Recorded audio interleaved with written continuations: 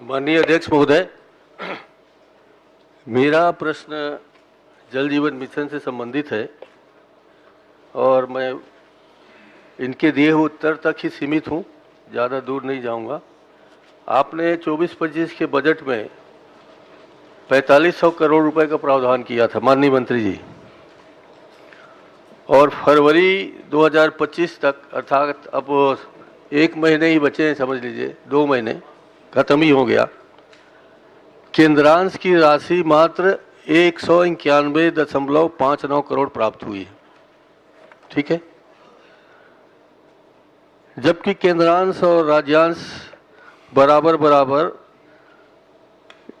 खर्च होती है और 2250 करोड़ रुपए आपको आना था। मगर आज तक मोदी जी की ओर से, मोदी जी के डबल इंजन सरकार की ओर से 2151.41 करोड़ रुपए नहीं दिया गया है, जो आपने कहा है। तो ये क्या सही है कि गलत है, ये बता दें, फिर मैं आगे बढ़ूं। माननीय अध्यक्ष महोदय, जल जीवन मिशन के काम को 2024 तक पूरा किया जाना चाहिए था और इसलिए भारत सरकार ने अभी बजट में उसकी अवधि की वृद्धि की है। बजट में घोषणा हुई है कि ये योजना 2028 तक बढ़ाई जाती है। इस दौरान भारत सरकार उन योजनाओं की जानकारी समीक्षा करके कर रही थी और इसलिए आने वाले समय में नए बजट में 67,000 करोड़ का प्रावधान भारत सरकार ने किया है। तो निश्चित रूप से हम उम्मीद करते हैं भारत सरकार से आने वाले समय में राशि आएगी और जल जीवन मिशन के काम को पूरा करने का होगा। मतलब ये है कि अब तक माननीय केंद्र सरकार की ओर से आपको 2158 करोड़ रुपए की राशि प्राप्त नहीं हुई है, सही है ना? मैंने पूछा था सही है गलत, इतना ही बता दे। चलिए दूसरे प्रश्न की ओर आता हूं मैं। मेरे भाग क के उत्तर में आपने स्वीकार किया है कि मैंने पूछा था कितने प्रतिशत व्यय हुए, तो आपने इसके लिखित उत्तर बताया है कि केवल घरेलू नल कनेक्शन में 80.3% पूर्ण हुआ है और राशि 51% व्यय की गई है। तो राशि की भुगतान या तो आपने की नहीं है या 50% राशि में ही आप 80% काम कैसे करा लिए, ये जानकारी दे दीजिए। माननीय अध्यक्ष महोदय, व्यय 51% हुए हैं, जो हमारी लगभग 26,000 करोड़ का जल जीवन मिशन है और ये केवल नल कनेक्शन का 80% कहा है। अन्य कंपोनेंट भी हैं, उन कंपोनेंट को सारा मिलाएंगे, यदि काम का टोटल करेंगे तो एक तो उसका मूल्यांकन जरा कठिन है कि कितने प्रतिशत कुल मिला के काम हुए हैं। ये नल कनेक्शन, प्रति घर में जो नल कनेक्शन हुआ है उसका प्रतिशत है 80%, पर पूरे काम को देखेंगे तो 50 से 60% के आसपास ही जल जीवन मिशन के काम पूरे हुए हैं और ये जो राशि है उसी हिसाब से आई है। माननीय मंत्री जी, आपने टंकी का कार्य बताया है कि 41,283 जगह पानी की टंकी का निर्माण हो रहा है, उसका प्रावधान है। और मैं जहां तक समझता हूं प्रदेश में राजस्व ग्राम 2,255 के आसपास हैं। तो एक गांव में 2 टंकी बना रहे हैं, 3 टंकी बना रहे हैं, इसकी जानकारी दे पाएंगे? मिशन अलग अलग पारा टोला मोहल्ले के लिए भी अलग अलग व्यवस्थाएं बनी है और इसलिए कुल मिलाकर हमारी जो जल जीवन मिशन की योजना है, स्वीकृत योजनाओं की संख्या है 29,126 और इसलिए ये आंकड़े आ रहे हैं और इसलिए टंकियों की जो संख्या है वो 41,000 है और 41,000 में जैसे मैंने बताया कि पूर्ण टैंक जो हो गए हैं और जिसमें पेयजल प्रारंभ हो गया है उसकी संख्या है 19,599, यानी जो लक्ष्य है उसका 47.5%। निर्माण काम 15,776 के अधूरे हैं और निर्माण हो गया है टंकी का, पर पेयजल प्रारंभ नहीं हुआ है। ऐसी टंकियों की संख्या 5,908 है और जल सोर्स के लिए लगातार काम किया जा रहा है। आने वाले समय में इस योजना को माननीय अध्यक्ष महोदय,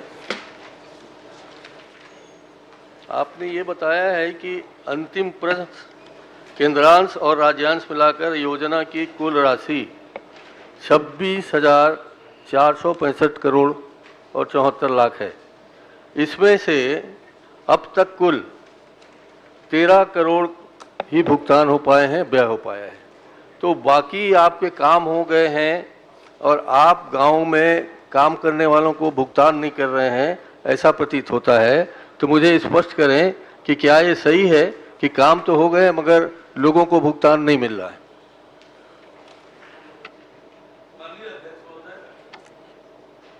ये सही है कि कुल मिलाकर 13,484.44 करोड़ रुपए का भुगतान ये राशि उपलब्ध हुई थी। इसमें 13,376.94 करोड़ रुपए का भुगतान हुआ है।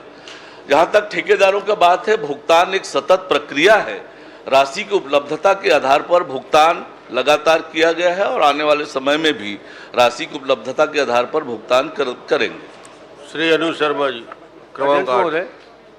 राशि का भुगतान नहीं होने के कारण ठेकेदार काम नहीं कर रहे हैं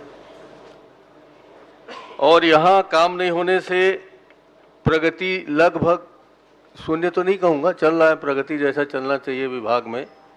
और यही प्रगति देख के केंद्र सरकार आपको पैसे नहीं दे रही है और इस कारण पूरा छत्तीसगढ़ इस प्रगति को लेकर, मैं आप पर आरोप नहीं लगा रहा हूँ, आप चिंतित मत होइएगा।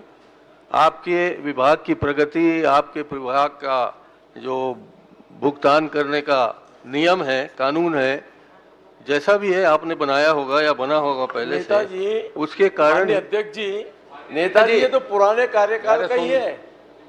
मैं तो कह रहा हूँ ना, हमें क्या दिक्कत है? अभी डबल इंजन अभी की बात, लेकिन ये जितना भी क्रम है वो पुराने कार्यकाल के हैं, इसीलिए छत्तीसगढ़ की जनता भुगत रही है। माननीय नेताजी, उस समय तो कोई एक चीज का फैसला नहीं कर पाया अपन।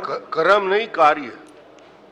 राजेश जी एक मिनट। माननीय नेताजी, वो बाजू वाले की करने के फल सामने वाला भोगा। देखिए, इसमें आप लोग टाल मटोल मत करिए। सुन तो लीजिए, काम अभी चल रहा है, अभी पैसे भुगतान करना है, अभी आपकी सरकार है। जहाँ जहाँ संभावना थी, आप 5 साल का नाम लेते रहेंगे भाई। जहाँ जहाँ संभावना थी, आप उन संभावनाओं से पूरी तरह वंचित रहे, इसलिए आप मुखर रहे। वो वंचित होने का सवाल नहीं है, हम आज भी कह रहे हैं, मान लीजिए पुराने सरकार की थी तो आप उसको ठीक करिए। आप कब तक बचना चाहेंगे कि आपके समय का है सर, कि आपके सरकार का है, ये चलता रहेगा, ये ऐसा होगा? हम तो कह रहे हैं जांच करा लो ना भाई, अभी कराओ ना जी। आप माननीय पहले अभी आपको मौका मिला है, आप जांच कराइए। हम तो तान के खड़े थे, आप दिशा निर्देश दे सकते थे वहां बैठ करके कि प्रदेश के हित का मामला है, माननीय मंत्री महोदय इसको ठीक करो। जैसे कभी कभी हमारे अध्यक्ष जी हमें निर्देश देते थे सब। अभी करीब इतने उदारता दिखा। माननीय अध्यक्ष महोदय, परसों का ही सवाल था 12 तारीख का कि माननीय अध्यक्ष जी के निर्देशों को, इशारा को आपने समझा नहीं, जांच आपने कराई नहीं। हम कह रहे अभी करा लो, अभी आप तैयार नहीं हो। माननीय अध्यक्ष महोदय, 2 दिन हो गया, कल माने शुक्रवार के दिन और आज नेताजी पूरी गंभीरता से जांच की मांग कर रहे हैं। सरकार को उसको मानना चाहिए, नेताजी के आग्रह को। मैं भी आग्रह करता हूं कि जितनी जांच की मांग कर रहे हैं, इतनी सदस्य तक साथ तो पूरा होना चाहिए। नेताजी की मांग को पूरा करने से सदन की हाइट बढ़ती है भाई, और आप सदन की हाइट बढ़ा रहे हैं। पहले तुम्हारे मांगना तो पूरा कर लो, इतने करो या जुलूस निकालेंगे। पहले ओकरे मांगना पूरा कर लो। सीडी क्यों गया, सीबीआई क्यों गया, काहे को ऐसा मांग करते हो जिसमें आपको जुलूस? अरे भैया, दूसरे का भी प्रश्न है, आने दो ना प्लीज सर। श्री अनु शर्मा जी, माननीय अध्यक्ष